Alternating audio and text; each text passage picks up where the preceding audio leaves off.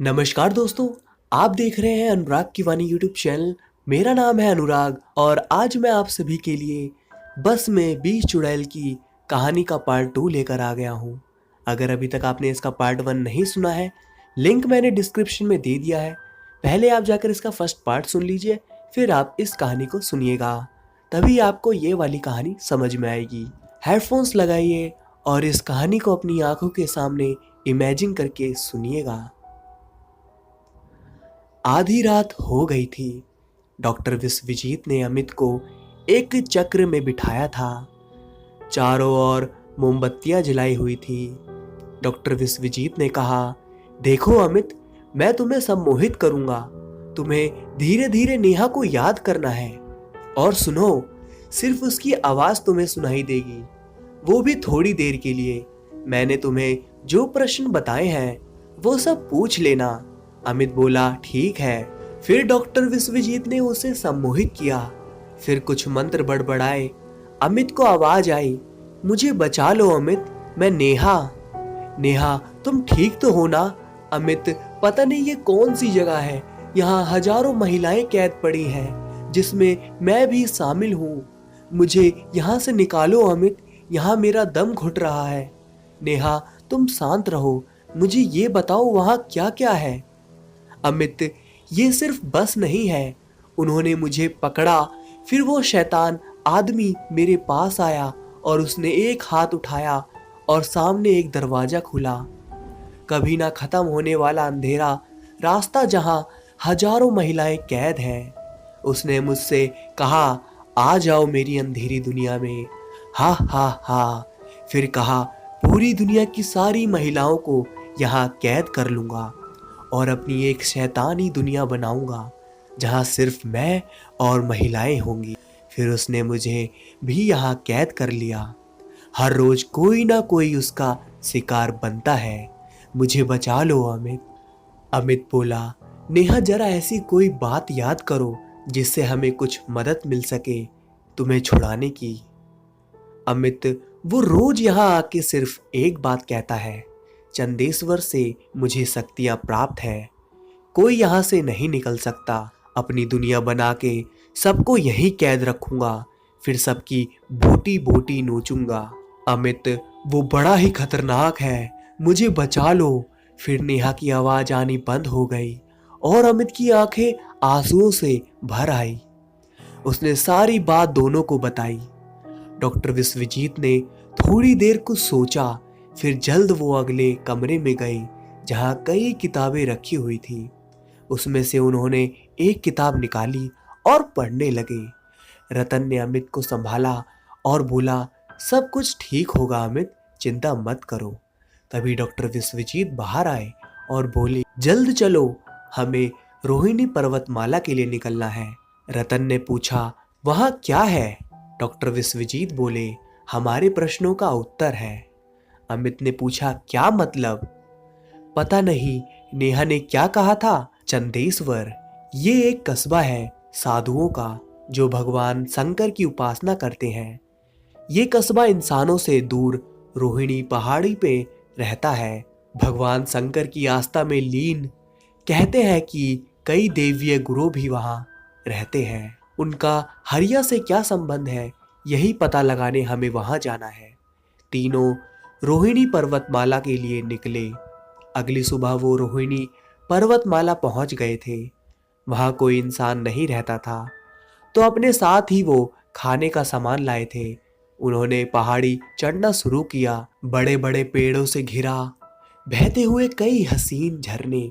वो थोड़ी देर रुके, फिर अपने साथ लाया खाना खाने लगे। तभी तीनों पे पीछे से किसी ने वार किया और तीनों बेहोश हो गए। कुछ देर बाद तीनों को धीरे धीरे होश आने लगा। वो किसी दूसरी ही जगह में थे। वो इतनी खूबसूरत जगह थी कि मानो स्वर्ग हो। ऐसी जगह उन्होंने पहाड़ी पर तो नहीं दिखी। तीनों ने देखा आसपास कई साधु हाथ में त्रिशूल लिए खड़े थे और सामने बड़े एक दिव्य गुरु अपने आसन से थोड़े ऊपर हवा में उठे हुए थे। तीनों बड़ी तरह चौंक गए। तभी उस दिव्य गुरु ने अपनी आंख खोली। तुम लोगों के यहाँ आने का कारण मैं जान गया हूँ। अगर तुम ऐसे ही आए होते तो तुम्हें दोबारा पहाड़ी के नीचे भेजा जाता, पर तुम लोगों की दुविधा मैं समझ गया हूँ। डॉक्टर विश्वजीत ने पूछा, गुरुजी हम कहाँ हैं? ये कौन सी जगह है? गुरुजी ने कहा, बेटा हम आम इंसानों को इस बारे में नहीं बता सकते। अमित ने कहा, गुरुजी आप तो देवीय लगते हैं। गुरुजी ने कहा, बेटा इस संसार में कोई देवीय नहीं है, हम सब तो भगवान शिव के दास हैं। ये पूरा जीवन उन्हीं का दिया हुआ है। तो दोस्तों कमेंट में जय महाकाल और हर हर महादेव कमेंट करिए जल्द से जल्द। रतन ने पूछा, क्या ये जगह पहाड़ी पर ही है? गुरुजी ने कहा, बेटा यहाँ आम इंसानों का आना मना है, फिर भी तुम लोग पहाड़ी पे आए। मैं क्षमा चाहता हूँ कि मेरे दोस्तों ने तुम्हें पीछे से मार बेहोश कर लाए, इसलिए ताकि कोई इंसान यहाँ का रास्ता ना खोज ले। हमें यहाँ भगवान शिव की आराधना के सिवा किसी बातों में रस नहीं है, इसलिए हम इस शांत वातावरण में ही रहना पसंद करते हैं। मैं जानता हूँ आप लोग किस वजह से आए हैं। अमित ने कहा, हाँ गुरुजी हमें मार्ग बताएं, कैसे हम हरिया और उसकी शैतानी बस को खत्म करें। डॉक्टर विश्वजीत ने कहा, गुरुजी वो हरिया ने चंदेश्वर का नाम लिया था, इसी खोज में हम यहाँ आए हैं। हाँ बच्चों मुझे याद है, वो हमारी पहाड़ी पे भटक रहा था, उसका पाँव फिसला और पत्थर की टक्कर से वो बेहोश हो गया, इसलिए हम उसे यहाँ ले आए थे। मुझे उसकी हरकतों का आभास हुआ था, पर उसने मुझे अपने कर्मों को सुधारने की इच्छा जताई थी और कहा था कि अब हमारे साथ रहकर ही भगवान शिव की उपासना में लीन रहेगा। बेटा जो यहाँ रहता है उसके पास कुछ खास शक्तियाँ आ जाती हैं, पर यहाँ का नियम है एक बार इस कस्बे में आ गए फिर वापस संसार में नहीं जा सकते। पर वो पखंडी यहाँ से भाग गया, अब मरने के बाद भी उसकी शैतानी हरकतें शुरू हुई हैं।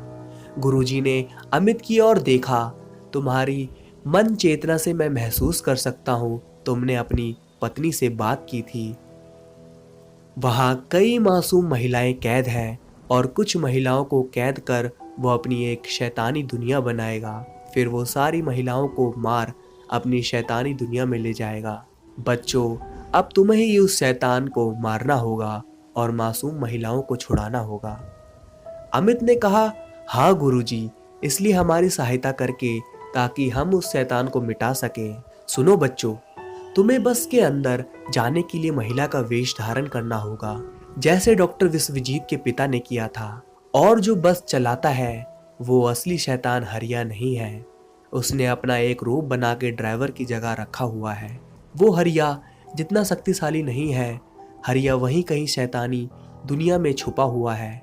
बस में बैठी महिलाएं जो मर चुकी हैं वो हरिया की शैतानी शक्तियों का शिकार है। इन्हें रोकने के लिए तुम्हें हम कुछ पेड़ों की जादुई पत्तियां देते हैं। उन पत्तियों को नमक के पानी में भिगो देना है और वही पानी उन आत्माओं पर डालना है, वो सारे दूर हो जाएंगे। फिर बस की दाई तरफ एक मुड़ी हुई सीट होगी, उसे सीधा कर देना, फिर वो शैतानी दरवाजा खुल जाएगा और बस रुक जाएगी। सबसे पहले तुम्हें हरिया को ढूंढ के मारना होगा, उसके मरने के बाद ही सारी महिलाएं अपने आप मुक्त हो जाएंगी। फिर सारी महिलाओं को तुम्हें निकाल लेना है। हरिया को मारने के लिए एक जादुई त्रिशूल देता हूँ, तुम्हें ठीक उसके माथे के बीचों बीच मारना है, पर याद रखना वो बड़ा चालाक है, इसलिए सावधान रहना।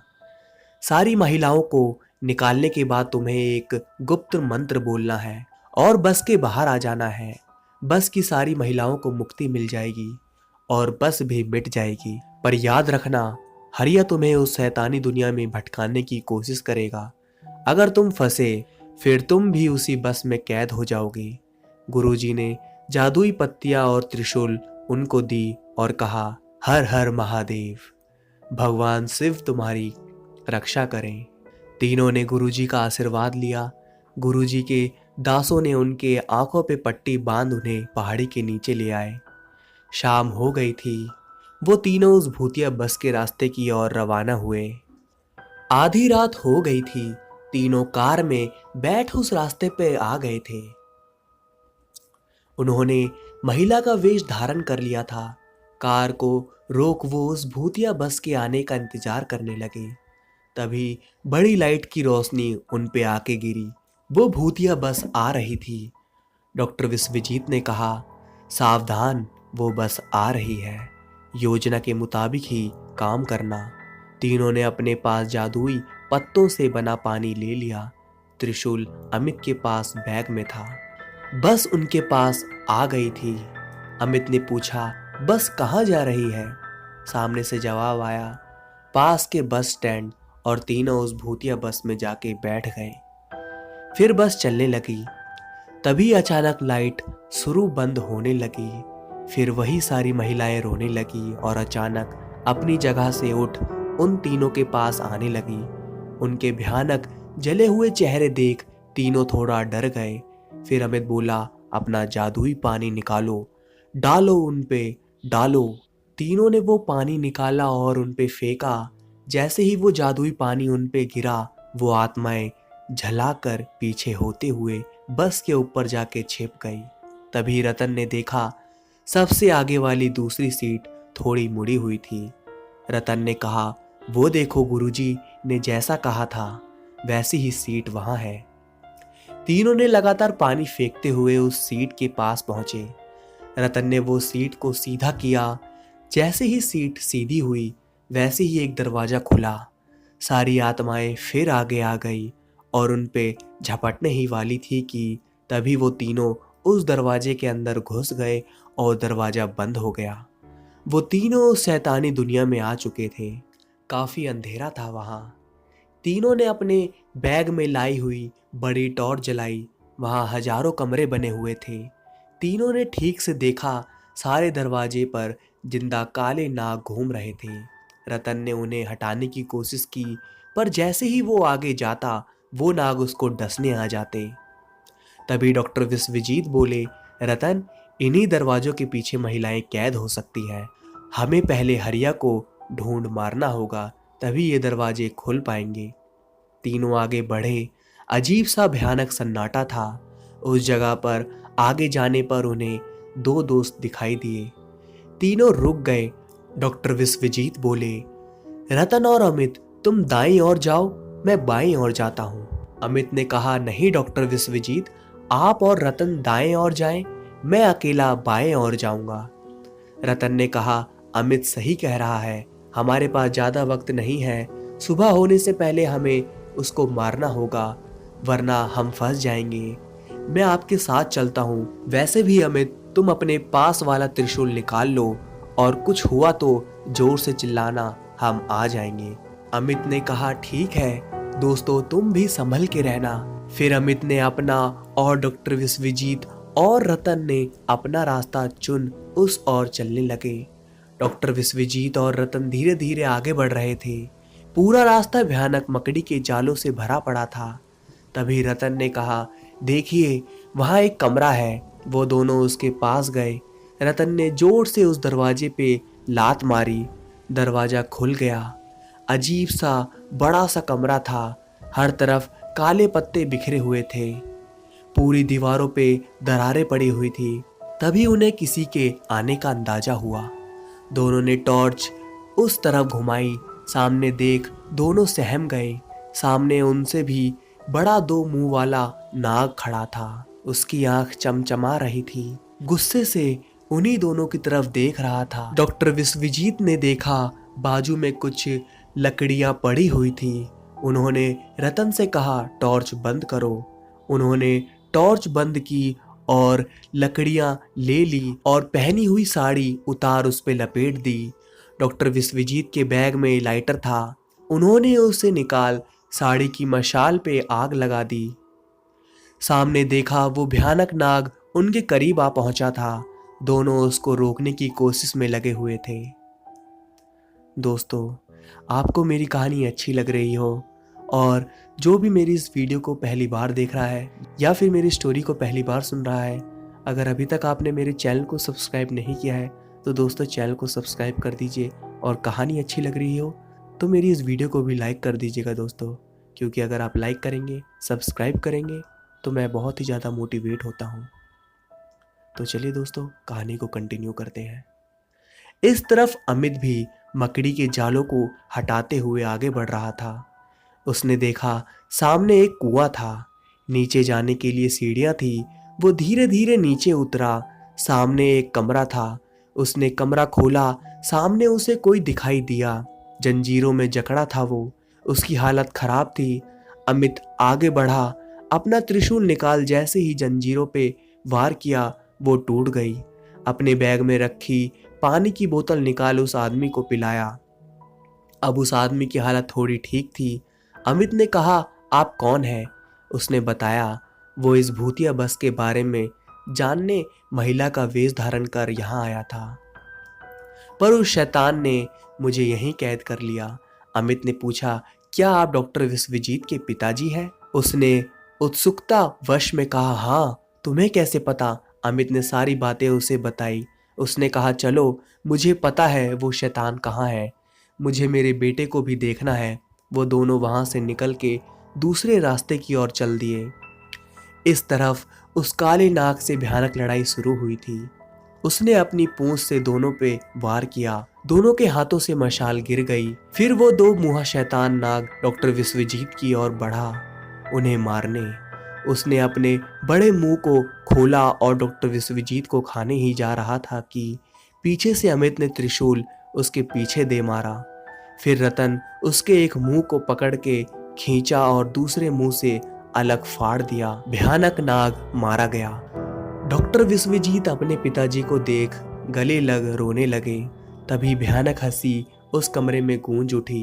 सबने दरवाजे की ओर देखा। लाल आंखें, फटी हुई चमड़ी, हाथ जैसे पेड़ों की जड़ें हों। उनसे 4 गुना लंबा वो शैतान हरिया था। हा हा हा, मुझे मारने आए हो? हा, ये मेरी दुनिया है। यहाँ रखी सारी महिलाएं मेरी हैं और इन्हें किसी को ले जाने नहीं दूंगा मैं। अमित ने भी त्रिशूल हाथ में लिए हुंकार भरी। शैतान, मासूम महिलाओं पे अत्याचार करने वाले दरिंदे, आज तुझ जैसे पापी शैतान से हम सब महिलाओं को तुम्हारे जंजाल से बचाएंगे। अमित ने जैसे ही त्रिशूल उसकी तरफ फेंकना चाहा, ये क्या, वहां एक नहीं बल्कि 100 से भी ज्यादा हरिया थे। चारों अचंभित हो गए। सारे के सारे हरिया ने उन पे हमला कर दिया। वो सारे शैतान बुरी तरह उनको मार रहे थे और जोर जोर से हंसे जा रहे थे। उनका जादुई पानी भी खत्म हो गया था। अमित अपने त्रिशूल से उनको बचाने की कोशिश कर रहा था। भयानक मंजर खड़ा हो गया था। उनके भयानक हाथों में डॉक्टर विश्वजीत, उनके पिताजी और रतन फंसे हुए थे। अब सिर्फ अमित के सामने सारे घेरा बनाकर उसे उकसा रहे थे ताकि अमित के हाथों से त्रिशूल गिर जाए और उसे भी पकड़ लिया जाए। अमित ने आंखें बंद की और भगवान शिव का स्मरण किया। फिर ठीक से ध्यान केंद्रित के देखने लगा। सारे एक जैसे लग रहे थे, पर उनमें से एक था जिसकी आंखों में ज्यादा ही लाल चमकती रोशनी दिखाई दे रही थी। उसने हर हर महादेव बोल उस तरफ त्रिशूल को फेंका। वो जाके उसके मस्तिष्क में घुस गया। सारे शैतान हरिया की छायाएं मिट गई और त्रिशूल जाके ठीक असली शैतान हरिया को लगा था। त्रिशूल लगने से वो चिल्लाने लगा, चीखने लगा, बुरी तरह भस्म हो गया। सारे शैतानी दरवाजे खुल गए जहां से कई सारी महिलाएं मुक्त हो गई थी। फिर चारों बाहर आए। उन सारी महिलाओं में नेहा भी थी। अमित ने उसको देखा। उसने भी अमित को प्यार से रोते हुए गले लगा लिया। अमित ने शैतानी दरवाजा खोल उन आत्माओं को त्रिशूल से दूर कर सबको भूतिया बस के बाहर निकाला। फिर गुरुजी ने बताया, मंत्र बोला और नीचे उतर गया। पूरी बस जल के खाक हो गई। उन मासूम महिलाओं की आत्माएं आकाश की ओर जाती हुई सबको दिखाई दी। उन्हें मुक्ति मिल गई थी। फिर सारी बचाई हुई महिलाओं को उनके घर सही सलामत पहुंचा दिया गया, जिसमें मोहन की पत्नी और बेटी भी थी। कुछ दिनों बाद कोर्ट ने नेहा मिल जाने के बाद अमित को रिहा कर दिया, पर रतन को जेल में अभी भी 2 साल रहना था। अमित ने उससे पूछा था, तुमने चोरी क्यों की थी? उसने कहा था, एक गरीब बच्ची के इलाज के लिए उसने चोरी की थी। वो खुश था, भले ही उसको सजा हुई थी, पर उसने उस गरीब बच्ची की जान बचाई थी। मोहन को भी जेल से रिहा कर दिया गया। उसकी पत्नी और बेटी उसे फिर से जिंदा मिल चुके थे। सजा काटने के बाद उसे अपने साथ काम पे रखने का अमित ने वादा किया और उस बच्ची की देखभाल का भी। अमित और नेहा अब अपनी जिंदगी में खुश थे। डॉक्टर विश्वजीत और उसके पिताजी भी अब भी भूत प्रेत से मासूम लोगों को बचाते हैं। तो दोस्तों, यह थी आज की कहानी।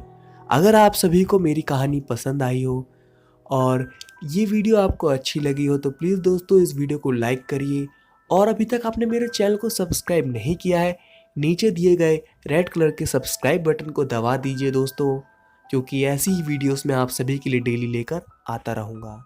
धन्यवाद दोस्तों।